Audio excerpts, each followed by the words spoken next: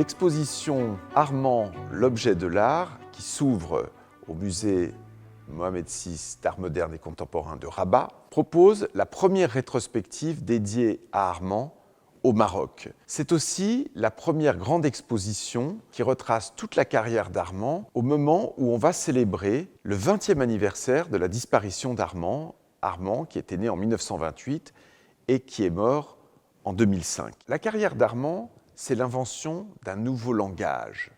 Un grand artiste, c'est quelqu'un qui réinvente l'art. Armand a été sans nul doute un des grands inventeurs de formes plastiques du XXe siècle. Et cette exposition se veut un peu comme une grammaire d'Armand, c'est-à-dire un peu comme une série de séquences qui s'attachent chacune à une figure de style du langage d'Armand, pour montrer au public marocain contemporain à quel point Armand a été un inventeur de formes, un inventeur de figures artistiques, un inventeur d'art. L'exposition s'ouvre par un premier chapitre consacré à la première invention plastique d'Armand, les cachets, qui sont des séries déjà d'accumulation de coups de tampons en caoutchouc sur des papiers et sur des toiles. Armand est un jeune artiste, il est né à Nice, il a été formé d'abord à l'école des arts décoratifs de Nice, puis il est monté, comme on disait, à Paris, étudier à l'école du Louvre, sera toute sa vie un collectionneur d'art. Cette collectionnite, si je puis dire, qui caractérise Armand, mais dès son adolescence, où il collectionne même des différents objets, on va le retrouver évidemment dans son art, qui est une collection d'objets, puisque le titre, l'objet de l'art, fait référence au fait que Armand a dédié toute son œuvre plastique à l'objet manufacturé.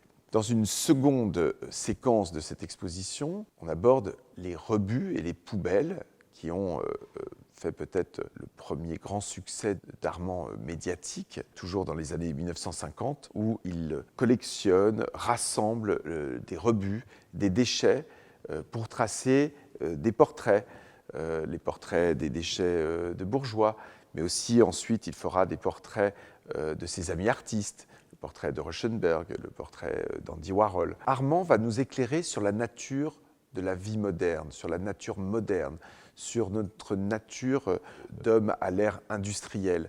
Armand, c'est vraiment l'artiste qui nous donne à voir le portrait de l'humanité à l'ère industrielle.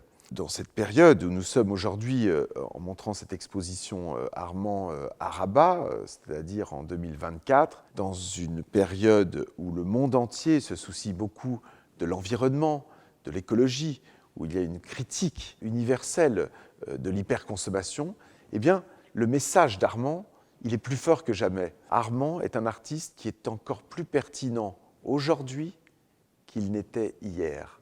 Dans une troisième séquence, on parle de peut-être la figure stylistique la plus célèbre du langage d'Armand, les accumulations, qu'il commence au tout début des années 1960 à New York, avec l'idée de donner un autre usage à l'objet, puisque tous les objets qu'Armand utilise ont pour commun d'être des objets qui ne fonctionnent plus ou qui n'ont plus la destination fonctionnelle qu'ils avaient en tant qu'objet.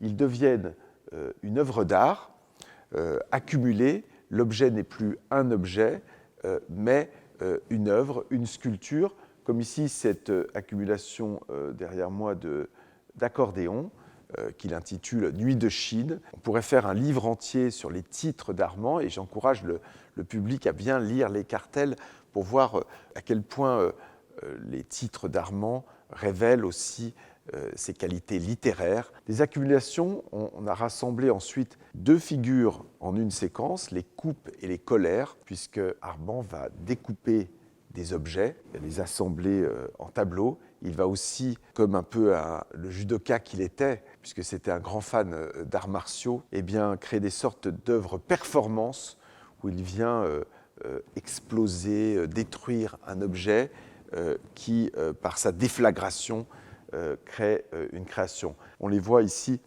ces colères d'Armand, qui sont aussi le fait de performances On va voir plusieurs documentaires dans l'exposition qui nous montrent Armand au travail, puisque ce qu'on voulait aussi, c'est à la fois faire entendre la voix de l'artiste à travers de nombreuses citations. Armand était quelqu'un qui parlait très bien de son travail, qui avait, une fois de plus, un langage très littéraire, de merveilleuses phrases pour expliquer son travail, des concepts très précis. Alors, tout au long de cette exposition, qui comprend 70 œuvres majeures d'Armand, on va donc aller de séquence en séquence parcourir un peu le dictionnaire des figures stylistiques inventées par Armand. Il y a une très belle séquence dédiée à une autre série qui s'appelle Atlantis, pour laquelle Armand nous donne à voir une série d'objets pseudo-archéologiques qui seraient des objets quotidiens qui semblent avoir été immergés sous l'eau, et par le travail d'une patine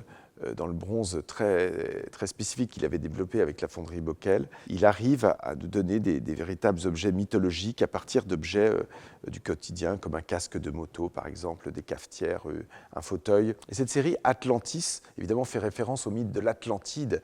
Et je trouvais que c'était intéressant de lui donner une place un peu centrale, comme ça, au cœur de l'exposition, parce que nous sommes à Rabat, au bord de l'eau, au bord de la mer. Armand, il nous donne aussi le miroir artistique de l'histoire de l'homme à l'ère industrielle.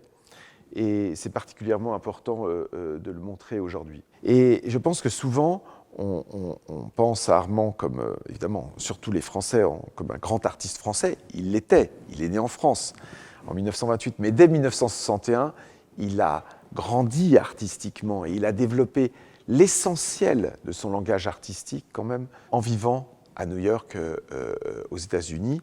New York dans les années 1960, qui est un peu ce qu'était Paris dans les années 1920 et 1930, c'est-à-dire vraiment la capitale mondiale des arts plastiques, là où s'inventent un peu les nouveaux langages de l'art contemporain.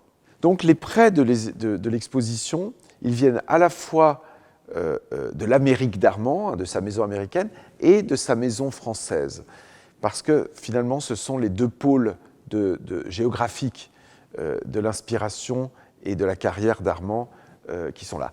On a aussi bénéficié de prêts magnifiques de grandes collections marocaines, puisque Armand a été exposé au Maroc, notamment dans une vitrine, j'ai pu disposer un certain nombre de photographies du vernissage de l'exposition de 1971 d'Armand à Casablanca, à la galerie Venise Cadre. Et il y a même le catalogue de cette exposition. Et donc, sans surprise, on trouve au Maroc des œuvres d'Armand dans des grandes collections. Et donc, toute une série qui s'appelle The Day After, d'œuvres créées par combustion, eh bien, proviennent d'une grande collection marocaine. Et je pense que c'est aussi intéressant pour cette exposition, qui est la première exposition rétrospective d'Armand au Maroc, de pouvoir compter évidemment avec des œuvres de collection marocaine. Armand aimait beaucoup le Maroc, mais le Maroc aussi aimait beaucoup Armand, et le prouve encore avec cette exposition. Je pense que cette exposition, aujourd'hui, elle va probablement éclairer aussi le public marocain contemporain sur cet aspect de la postérité d'Armand, qui n'est pas seulement sa place dans les grands musées, mais aussi son influence sur l'art contemporain.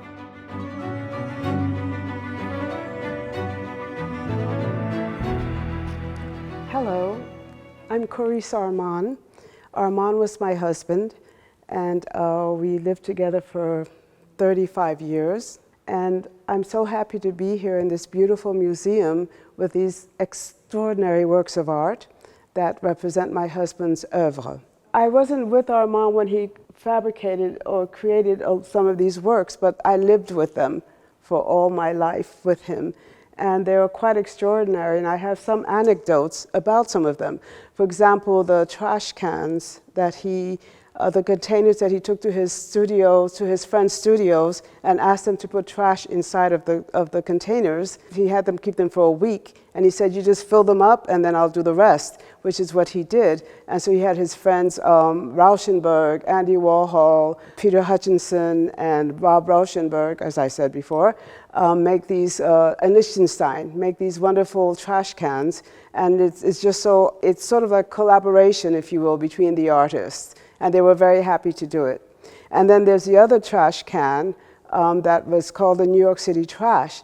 What he did was that there was these containers in the street that he just poured plexiglass over, dragged it inside the studio, and it was already made. This exhibition is so magnificent, and I'm just to show my appreciation, I wish to donate a work of art to the National Museum here in Morocco, which will represent Armand forever, if you will, in my opinion, and it will be presented for a long period of time. One of my favorite series of Armand's works is called The Day After. And what's wonderful about it is that they're in bronze. They're made to look as if they were burnt. How Armand had the idea is that we had a friend that had a fire in his home, and Armand went to see him the next day, and this friend had pushed all of the works against the wall, all of the furniture from his burnt apartment against the wall, and Armand went and saw him and saw this extraordinary group of burnt objects, and he decided he wanted to make a series of these works. And I remember we were at a dinner in Paris, and Armand was talking about how he dreamt of making bronze sculptures that were burnt, burnt sculptures that can stand on their own, but make them in bronze. And he didn't know where to go, who to see about doing that. We went back to our home in the south of France, and about 3 weeks later, we received a package in a very soft envelope, but the package was heavy. Armand opened it, and it was wood. However, it was too heavy to be wood. What it was is that someone who was at the party, hearing Armand talk about wanting to do these burnt objects, had a foundry, and he showed Armand that he can do burnt wood in bronze, and that's how the whole series of the Day After began. Armand also had wonderful ideas for his titles of works. He has a sculpture called Sports Channel. It's a television that's cut in half with cans of beers in the middle, placed in the middle of it, and it's called Sports Channel. Or also another piece that's called The Secretary is Fired. And what it is a smashed typewriter that's on the red panel, and it's exploded, and it's called The Secretary is Fired. He had so much fun with his titles.